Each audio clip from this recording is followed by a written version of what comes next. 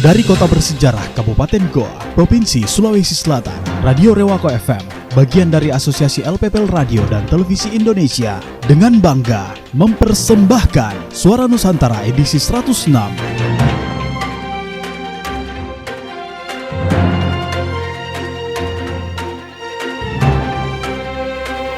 Assalamualaikum warahmatullahi wabarakatuh. Halo Indonesia, kami dari LPPL Radio Rewako 100,4 FM Kabupaten Goa, Provinsi Sulawesi Selatan kembali hadir mempersembahkan Suara Nusantara edisi 106. Bersama saya Afrilian Cahaya Putri dengan sejumlah berita aktual, menarik dan terpercaya yang dilaporkan dan disiarkan oleh LPPL Radio dan TV anggota Asosiasi LPPL Radio dan TV Indonesia. Inilah Suara Nusantara ke-106 selengkapnya. Suara Nusantara edisi 106. Pemerintah Kabupaten Goa, Provinsi Sulawesi Selatan mendapat bantuan dana alokasi khusus dari pemerintah pusat melalui Perpustakaan Nasional Republik Indonesia untuk pembangunan gedung layanan perpustakaan umum daerah. Hal ini diawali dengan peletakan batu pertama pembangunan yang dilakukan langsung oleh Bupati Goa, Adnan Purita Ihsan, beberapa waktu lalu. Inilah berita selengkapnya dari tim News LPPL Radio Rewako 100,4 FM, Kabupaten Goa, Provinsi Sulawesi Selatan. Pemerintah Kabupaten Goa mendapat bantuan dana alokasi khusus atau DAK dari pemerintah pusat melalui Perpustakaan Nasional Republik Indonesia untuk pembangunan perpustakaan umum. Beberapa waktu lalu dilakukan pembangunan konstruksi atau bangunan gedung perpustakaan yang berlokasi di Jalan Masjid Raya Sungguh Minasa. Mulai dilakukan melalui peletakan batu pertama yang dilakukan langsung oleh Bupati Goa, Adnan Purita Ihsan, didampingi Wakil Bupati Goa, Haji Abdul Rauf Malagani. Pembangunan perpustakaan umum ini adalah langkah awal bagi pemerintah Kabupaten Goa dalam mengembangkan dunia literasi serta sebagai bentuk tekad pemerintah dalam upaya memfasilitasi masyarakat untuk mengembangkan diri. Kehadiran perpustakaan di Kabupaten Goa merupakan kebanggaan yang patut disyukuri. Gedung ini nantinya akan menjadi pendukung utama untuk membantu mewujudkan salah satu program prioritas Bupati Goa, yaitu membangun sumber daya manusia yang berkualitas di masa depan. Alhamdulillah, pada tahun ini pemerintah pusat kembali mengalokasikan untuk pembangunan perpustakaan ini di wilayah Kabupaten Goa.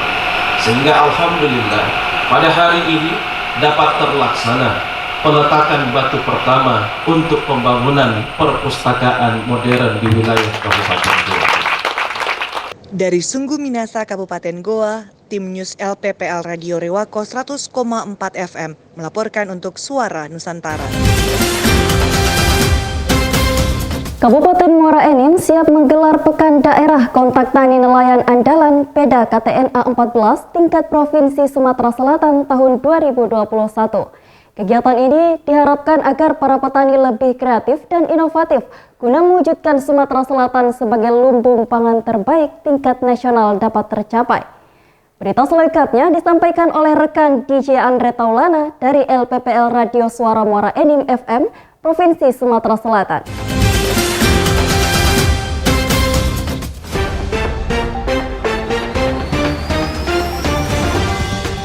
Muara Enim siap gelar PDKTNA 14 tingkat Provinsi Sumatera Selatan tahun 2021. Kabupaten Muara Enim siap menggelar Pekan Daerah Kontak Tani Nelayan Andalan 14 tingkat Provinsi Sumatera Selatan yang akan dilaksanakan di Semendoraya pada tanggal 26 sampai dengan 30 Juli 2021 nanti. Hal tersebut dikatakan penjabat Bupati Muara Enim Haji Nasrun Umar di depan Gubernur Sumatera Selatan Haji Hermanderu dan PLH Ketua KTNA Nasional Bapak HM Bashir DA yang juga sebagai Ketua KTNA Prop Sumsel serta perwakilan seluruh KTNA se-Sumatera Selatan dalam rembuk pemantapan PDKTNA 14 tingkat Provinsi Sumatera Selatan tahun 2021 di Rumah Ketua KTNA Prop Sumsel pada hari Kamis 26 Mei 2021 Kompleks Tanah Mas, Kabupaten Banyuasin. Kabupaten Muara Enim telah ditunjuk sejak 2 tahun yang lalu sebagai tuan rumah PEDA KTNA Sumatera Selatan ke-14.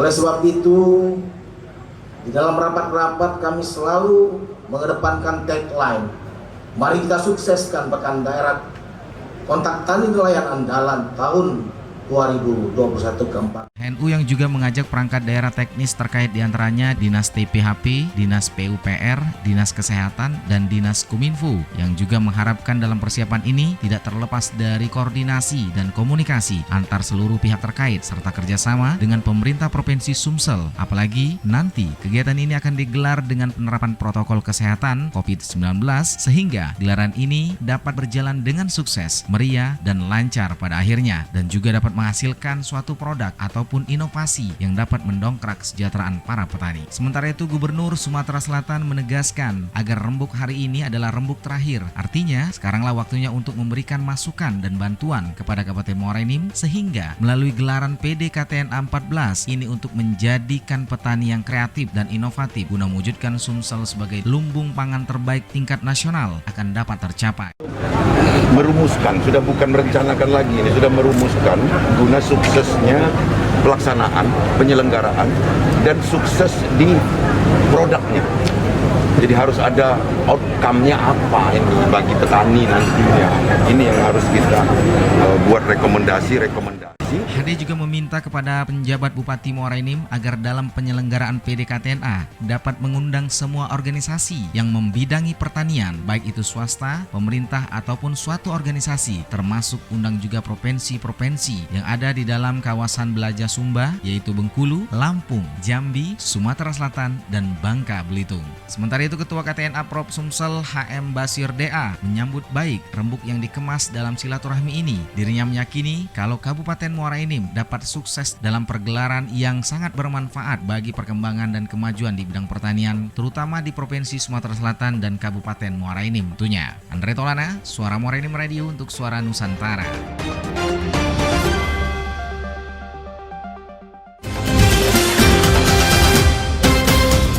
Pasca Lebaran Idul Fitri 1442 Hijriah, usaha kue kering milik eks pekerja migran di Desa Kedung Malang, Kecamatan Wonotunggal, Kabupaten Batang, Provinsi Jawa Tengah semakin kebanjiran orderan. Tidak hanya dari dalam negeri, orderan pun datang dari Hong Kong. Uniknya lagi, usaha yang diberi nama Toko Bahasa ini melayani konsumen dengan berbagai bahasa sesuai kemampuan bahasa asing para eks tenaga migran. Berita selengkapnya disampaikan oleh rekan Heri Kisianto dari Radio Abirawa FM Batang, Provinsi Jawa Tengah. Pasca Lebaran, kue kering milik eks pekerja migran di Desa Kedung Malang, Kecamatan Wonotunggal, Kabupaten Batang, Jawa Tengah makin kebanjiran order. Tak hanya dari dalam negeri, bahkan mendapat pesanan dari Hong Kong. Pendamping kewirausahaan Disnaker Batang, Tati Stianingsih mengutarakan, desa migran produktif yang dibentuk dengan brand Toko Bahasa ini melayani dengan berbagai bahasa. Toko Bahasa, kenapa Toko Bahasa? Karena kita di sini melayani jual beli dengan berbagai bahasa, misalkan Arab, Mandarin, bahasa Inggris kayak gitu. Pineapple, sugar, and what is that? What is this? I don't know this one. Powder like yes, correct. Ada 13 pekerja migran yang mengikuti program pendampingan dari Disnaker Batang dengan beragam keterampilan. Salah satunya adalah Ayu Soleha yang setelah 11 tahun menjadi pekerja migran di Arab Saudi dan Singapura yang kini memilih bergabung dengan 12 rekannya menjadi produsen kue kering. Semuanya alhamdulillah bermanfaat untuk saya untuk melanjutkan kehidupan di Indonesia. Agar tak kembali lagi ke luar negeri, para eks pekerja migran diberikan pendampingan bersama perangkat desa agar lebih produktif, membantu perekonomian keluarga melalui produksi beragam makanan kecil.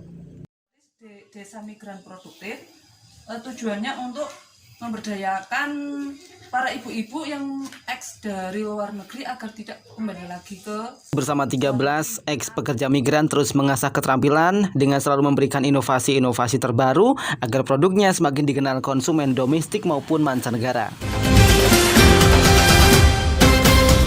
Pemerintah Kabupaten Jembrana, Provinsi Bali menggelar bimbingan teknis terkait pengembangan zona integritas desa dan sosialisasi hukum yang diikuti para perbekal dan lurah se-Kabupaten Jembrana di ruang pertemuan Gedung Kesenian Bung Karno. Berita selengkapnya disampaikan tim liputan Radio Ananta Praja Suara FM Jembrana, Provinsi Bali.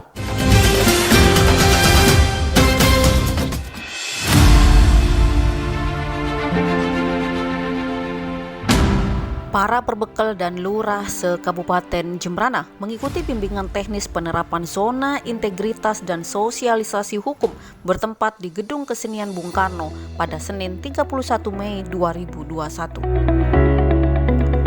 Acara tersebut juga dirangkaikan dengan penandatanganan fakta integritas dan launching e-surat dihadiri Bupati Jembrana Inengah Tambo bersama Wakil Bupati Igede Ngurah Patriana Krisna, Kepala Kejaksaan Negeri Jembrana Triono Rahyudi SHMH, dan Dim 1617 Jembrana Letkol Infanti Hasrifuddin Haruna Esos, Asisten Administrasi Umum Setda Kabupaten Jembrana, dan para pimpinan OPD terkait di lingkungan pemerintah Kabupaten Jembrana.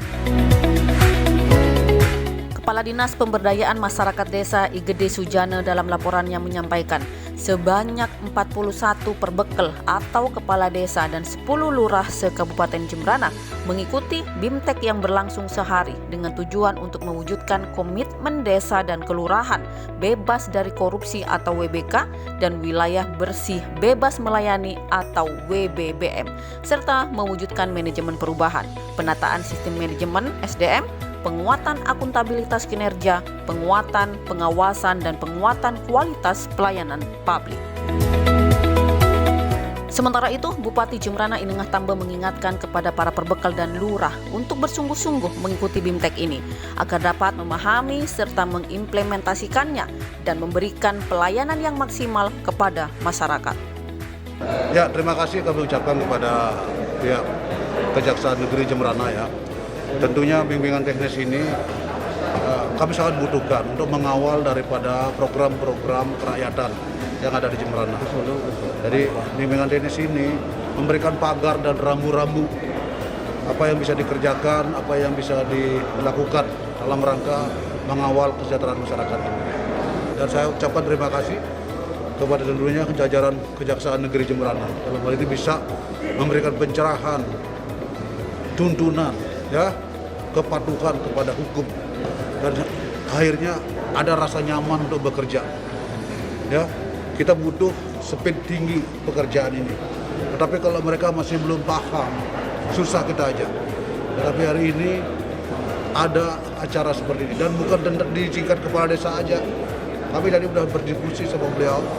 Kami pun di tingkat SKP ini nanti akan lakukan seperti ini. Tunggu aja berproses, ya. Itu aja, makasih. Salah satu narasumber dalam BIMTEK tersebut adalah Kepala Kejaksaan Negeri Jembrana, Triono Rahyudi SHMH, dengan materi pengembangan zona integritas pemerintahan desa. Dari Jembrana, tim liputan melaporkan. Sekretaris Daerah Kabupaten Purworejo, Said Ramadan, membuka secara resmi sosialisasi program dan manfaat BPJS Ketenagakerjaan serta implementasi instruksi Presiden nomor 2 tahun 2021 Kabupaten Purworejo. Berikut berita selengkapnya disampaikan rekan Reski Amelia dari LPPL Irama FM Purworejo, Provinsi Jawa Tengah.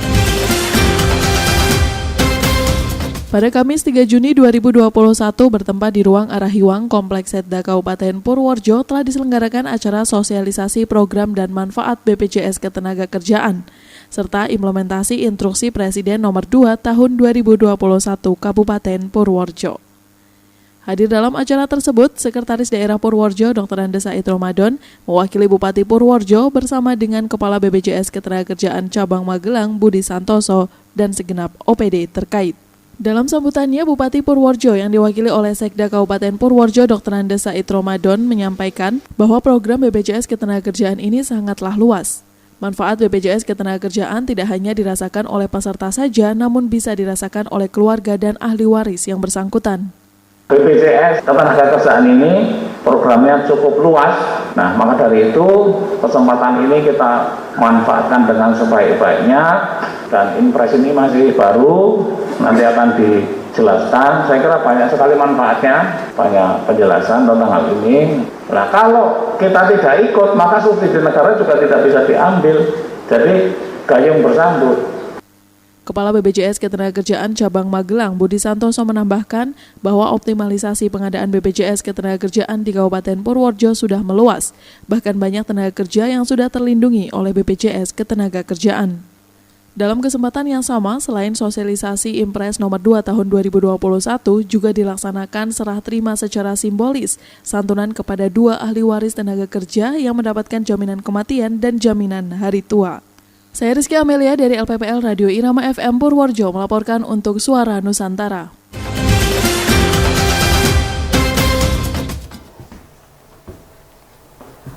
Pemerintah Kabupaten Siak Provinsi Riau bersama gugus tugas penanganan penanggulangan COVID-19 melakukan sweeping di sejumlah lokasi keramaian untuk melakukan rapid test secara acak kepada warga mengingat jumlah terkonfirmasi COVID-19 di Kabupaten Siak masih tinggi. Berita selengkapnya disampaikan dari LPPL Radio Pemerintah Kabupaten Siak Provinsi Riau. Kabupaten Siak masuk dalam 3 daerah tertinggi kasus terkonfirmasi COVID-19 di Provinsi Riau setelah Kota Pekanbaru dan Dumai. Kondisi ini mendapatkan tanggapan cepat dari pemerintah daerah bersama tim gugus tugas penanganan penanggulangan COVID-19 yang melakukan sweeping ke sejumlah lokasi keramaian yang berada di tingkat kecamatan untuk melakukan rapid test antigen secara acak kepada warga. Bupati Siak Alfedri bersama Kapolres Siak AKBP Gunar Rahardianto, Kepala Dinas Kesehatan serta tim Satgas Penindakan Protokol Kesehatan berada di Kecamatan Tualang dan menyasar pusat keramaian seperti kafe yang menjadi tempat berkumpulnya warga. Terlebih, penindakan ini dilakukan menyusul waktu pemberlakuan jam malam. Sementara itu, dari pelaksanaan di lapangan disebut Alfedri, jika ada yang reaktif akan segera mendapatkan penanganan dan tracking kepada keluarga terdekat korban untuk melakukan tindakan pencegahan seperti isolasi dan pengobatan di pusat pelayanan kesehatan yang berada di Rumah Sakit TPD Kecamatan Tualang. Ya, dalam rangka untuk memberikan edukasi dan juga penertiban terhadap berbagai aktivitas usaha yang menurut instruksi Menteri Dalam Negeri nomor 11 tahun 2021 ya kan operasinya dibuka sampai jam 9. Itu untuk kafe, restoran, kantin, toko-toko. Nah, ini yang juga kita ingatkan ya, sudah ada surat melalui Pak Camat dan Pak Pengulu untuk diingatkan kepada pemilik usaha, dan ini juga kita peringatkan malam hari ini termasuk untuk melakukan swab antigen terhadap para pengunjung untuk menjaring ya dalam rangka 3T, tracing, testing, dan treatment. Ya, makanya nanti kalau ada yang reaktif tentu ini akan ditindaklanjuti dengan swab PCR. Ya, kalau nanti positif, nah itu tentu akan dilakukan tracing. 5 tempat kafe yang dilakukan penertiban yakni Kafe King Kong yang terletak di Jalan M. Ali, Gadoka Cafe di Jalan Hang Jebat, Cafe De Lenando di Jalan Sri Maraja, Cafe Andreas, dan Cafe Kopi Latte di Jalan AR Hakim. Dari penindakan rapid test antigen ini menuai beragam respon dari pengunjung kafe. Ya, kalau perasaannya pertama jujurnya shock ya Kak ya, karena pertama kali kayak baru duduk di sini kan, pertama kalinya langsung kena sidak ya Kak, sidak kayak gini. Tapi kalau untuk ngeprotek di masa-masa kayak pandemi kayak gini, itu bagus kayak gitu. Karena kita tahu juga kan kayak jujur aja kan, kita kan nggak tahu kayak ya berteman berempat juga belum kayak saya tanya dia bilang misalnya negatif ya, setahu saya kan ada perkataan dia, bukti nyatanya kan tadi udah oh ya ternyata benar ya teman saya negatif, jadi bagus. Dari penindakan ini ditemukan 2 orang pengunjung kafe yang dinyatakan reaktif setelah rapid test antigen dan segera mendapatkan penanganan lebih lanjut dari tim Satgas COVID-19. Dari LPPL, Radio Pemerintah Kabupaten Siak Provinsi Riau mengabarkan untuk Suara Nusantara. Bupati Sukabumi Marwan Hamimi menerima kunjungan perwakilan Kementerian Pertanian Republik Indonesia dalam rangka pembahasan kajian budidaya tanaman ternak untuk mendukung penanganan malnutrisi stunting di Pendopo Sukabumi. Berita selengkapnya disampaikan rekan Aska Perdana dari LPPL Radio Citra Lestari FM Kabupaten Sukabumi, Provinsi Jawa Barat.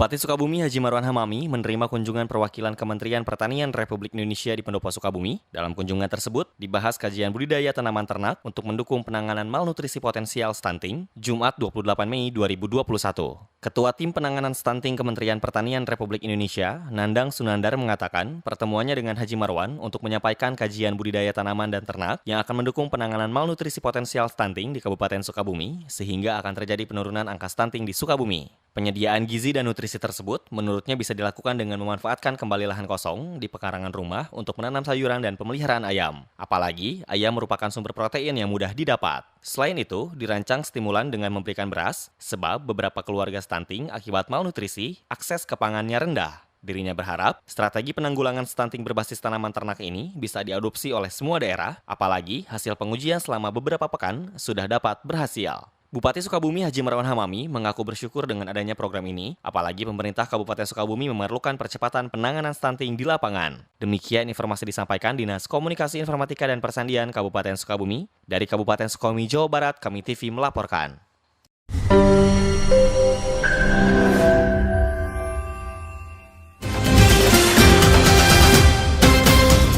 Bupati Kebumen Arief Sugianto meluncing tim penanganan insiden keamanan siber atau Computer Security Incident Response Team CISRT di Pendopo Rumah Dinas Bupati Kebumen. Berikut berita selengkapnya dari LPPL Ratih TV Kebumen, Jawa Tengah.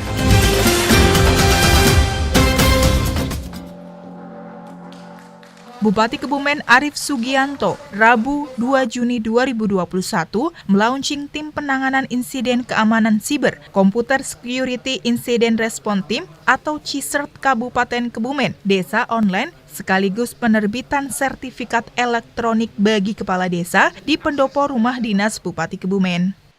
Menurut Bupati, CISRT Kabupaten Kebumen merupakan CISRT pertama di Indonesia. Bupati dalam sambutannya mengatakan, Kebumen Cup CISRT merupakan sebuah tim yang dibentuk untuk melaksanakan monitoring keamanan informasi, penanganan insiden siber, serta melakukan publikasi berita terkait keamanan siber agar tidak menyebar dan sistem tetap berjalan normal. Lebih jauh, Bupati mengatakan, saat ini serangan siber sering mengarah pada situs milik pemerintah karena data yang strategis. Untuk itu, Bupati mendukung upaya peningkatan keamanan siber dan persandian di lingkungan pemerintah Kabupaten Kebumen dalam bentuk Kebumen Cup CISRT. Untuk itu, Bupati berharap agar dalam pelaksanaannya, Kebumen Cup CISRT dapat berkoordinasi dengan konstituen yang merupakan penggunaan TIK di lingkungan Pemkab Kebumen, sekaligus dengan Jateng Prof CISRT dan CISRT yang ada di sekitar wilayah Pemkab Kebumen dalam penanganan keamanan siber. Dalam kesempatan tersebut juga diserahkan surat tanda registrasi CISRT oleh Direktur Penanggulangan dan Pemulihan Pemerintah Deputi Bidang Penanggulangan dan Pemulihan Badan Siber dan Sandi Negara, Hasto Prastowo, kepada Bupati Kebumen. Menurut Hasto Pratowo, di tahun 2021 ini terbentuk 35 CISRT di 7 kabupaten atau kota di Indonesia dan Kebumen merupakan yang pertama terdaftar di BSSN. Hasto berharap pembentukan CISRT akan dilanjutkan dengan penguatan sumber daya manusia, perangkat, dan jaringan. Sementara itu, menurut Kepala Dinas Kominfo Cokro Aminoto, selain launching CISRT, website desa, dan layanan administrasi desa online, dalam kesempatan tersebut juga dilakukan sosialisasi terkait keamanan informasi dan penerbitan sertifikat elektronik tahap pertama untuk kepala desa yang nantinya akan digunakan untuk menandatangani dokumen elektronik pada layanan mandiri dan layanan administrasi desa aplikasi desa online Kebumen. Sosialisasi yang dilaksanakan di ruang Jati Jajar Komplek Pendopo Rumah Dinas Bupati Kebumen ini diikuti kepala desa di Kabupaten Kebumen. Sementara itu, turut hadir dalam kegiatan tersebut Wakil Bupati Kebumen Ristawati Purwaningsih, Kepala Bidang Persandian dan Keamanan Informasi Diskominfo Provinsi Jawa Tengah, OPD di lingkungan Pemkab Kebumen, serta camat di lingkungan Pemkab Kebumen. Tadi dikumpulkan para kepala desa itu masih ada. Jadi sekarang ini tentunya dikedepankan semuanya berbasis elektronik. Tanda tangan, barcode yang ada itu adalah identiti yang sudah terdaftar di Sandi Negara. Badan Cyber dan Sandi Negara. Nah, ini sudah terdaftar di sana. Jika ketika barcode-nya itu scan barcode akan keluar identiti, bukan tanda tangan yang seperti saya bayangkan sebelumnya. Jadi ada identiti yang sudah dipatenkan di sana. Tujuannya apa? Supaya paperless berjalan baik, jadi tidak ada dokumen menumpuk-numpuk. Harapan Presiden kan semuanya simpel, praktis, cepat, juga pasti dalam penanganan pemerintahan. Dari Kebumen, Tim Liputan Ratih TV memberitakan.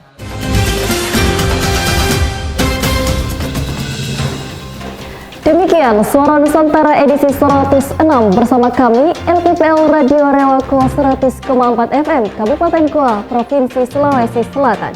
Sampai jumpa kembali pada edisi Suara Nusantara selanjutnya. Jangan lupa selalu menerapkan protokol kesehatan dengan menggunakan masker, mencuci tangan, menjaga jarak, dan menghindari kerumunan agar kita terhindar dari penularan COVID-19. Wassalamualaikum warahmatullahi wabarakatuh. Rewako Goa.